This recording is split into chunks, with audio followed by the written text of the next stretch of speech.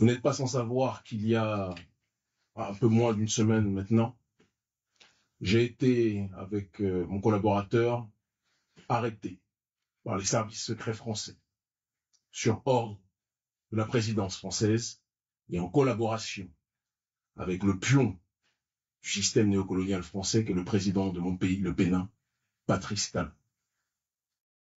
J'ai été arrêté parce que le gouvernement français estime que le combat contre le colonialisme que nous menons est un combat qui met en péril ses intérêts sur le continent africain et dans la diaspora. Parce que la France, ou du moins le gouvernement français, parce que je ne veux pas mélanger l'élite française et le peuple français, l'élite française pense qu'au XXIe siècle, ils peuvent prôner les droits de l'homme à l'extérieur, mais ils ne peuvent pas les appliquer vis-à-vis des populations qui n'ont cessé d'asphyxier depuis des siècles. Parce qu'ils pensent qu'aujourd'hui, ce qu'ils appellent de manière coloniale les territoires d'outre-mer, ou l'Afrique francophone, sont leurs précarés naturels et que ces territoires leur appartiennent. Parce qu'ils pensent que les populations que nous sommes, la population noire que nous sommes, que nous constituons, représentent du bétail et un bien meuble qui leur appartiendra ad vitam aeternam. C'est la raison pour laquelle ils ont décidé de déployer les moyens les plus spectaculaires pour essayer de nous arrêter en pensant qu'ils pouvaient nous mettre à l'ombre pendant de nombreuses années. Malheureusement, dans notre tradition, il y a un adage qui dit « Le colon fait ses plans, Dieu fait les siens, et Dieu est le meilleur des planificateurs. » Nous sommes aujourd'hui libres et nous allons pouvoir parler avec fluidité au gouvernement français et à ces marionnettes qui sont à la tête de nos États, que ce soit en Afrique ou qui sont à la tête de nos territoires, dans les territoires colonisés, appelés de manière coloniale d'outre-mer. Au XXIe siècle, aucun peuple n'a à devoir subir les affres du colonialisme. Chaque peuple a le droit à l'autodétermination. Chaque peuple a le droit de pouvoir jouir de son territoire, de son sol. Il n'est pas normal qu'un pays comme la France, dirigé par cette engeance coloniale, puisse avoir le contrôle de territoires qui sont installés à des centaines de milliers de kilomètres de son espace naturel. C'est du colonialisme. Il faut être capable de le dire. Le gouvernement français sait pertinemment que sans l'Afrique francophone, sans les territoires tels que la Guyane, la Martinique, la Guadeloupe, la Réunion, la Kanaki, la Polynésie et autres, et la Corse notamment, l'élite française sait qu'elle n'aurait pas l'influence géopolitique qu'elle a dans le monde.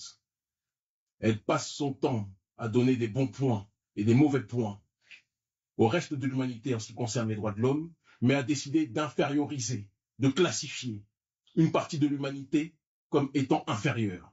Inférieure quand ça l'arrange. Par contre, elle a profondément besoin de nos ressources humaines et de nos ressources naturelles. Il arrive un moment où cette élite française doit comprendre et devra comprendre, et je pense que cette heure est arrivée, que notre génération n'est plus disposée à tendre l'autruche, n'est plus disposée à accepter les humiliations constantes, n'est plus disposée à accepter la vie chère dans les territoires colonisés, que l'on appelle les territoires d'outre-mer, n'est plus disposée à accepter le franc CFA et les bases militaires sur les autres territoires colonisés que l'on appelle l'Afrique francophone, n'est plus disposée à accepter que nos présidents soient sélectionnés par l'oligarchie française avant d'être élus de manière générale impropre par le peuple. J'ai une pensée à ce sujet pour les présidents Patrice Talon du Bénin ou Alassane Dramane Ouattara de Côte d'Ivoire. Nous sommes une génération qui veut balayer ce système colonial. Une génération qui ne veut plus accepter les négociations fallacieuses avec les billets mis en dessous de la table pour arranger quelque part les élites colonisées et faire en sorte que nos territoires puissent continuer à leur appartenir. Nous sommes en 2024, octobre 2024. Des gens depuis des siècles se sont levés, se sont battus pour que nos peuples puissent être libres. Ces gens qui se sont levés ont toujours été diabolisés, ont toujours été présentés comme des extrémistes, ont toujours été présentés comme des racistes. Parce que dans le système colonial, celui qui se lève et qui se bat, celui ou celle qui se lève et qui se bat pour ses droits, est présenté comme un terroriste. Pendant que celui qui asphyxie, qui opprime, est présenté comme un citoyen normal, vertueux. Ça ne peut plus durer. Nous sommes fatigués de cette arrogance coloniale. Nous sommes fatigués de cette brutalité coloniale, politique, économique et sociale. Nous sommes fatigués de devoir accepter que ce pays français, qui est pris en otage par une minorité qui n'a même pas, j'ai envie de dire, l'aval de la majorité de sa population, parce que bon nombre de Français ne sont pas en adéquation avec ces valeurs idiotes, ineptes, promues par ce gouvernement dégénéré français. Il est temps aujourd'hui, à travers cette convergence des luttes issues de nos peuples, qu'un nouveau front puisse voir le jour, un front intense de décolonisation, un front intense d'autodétermination.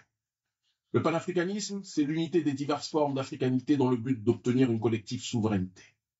Nous élargissons ce processus à travers l'alliance avec nos peuples et les différents peuples opprimés, d'accord, en disant que c'est l'unité de nos diverses identités dans le but d'obtenir une collective souveraineté qui permettra à nos peuples plus que jamais de résister. Divisés, nous sommes fragilisés.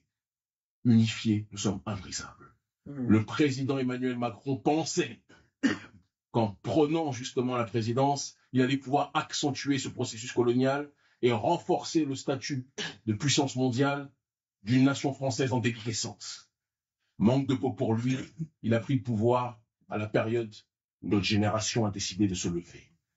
Et je vous le dis, nous sommes la facture de nos ancêtres. Et ce qu'ils ont commencé, nous allons le terminer.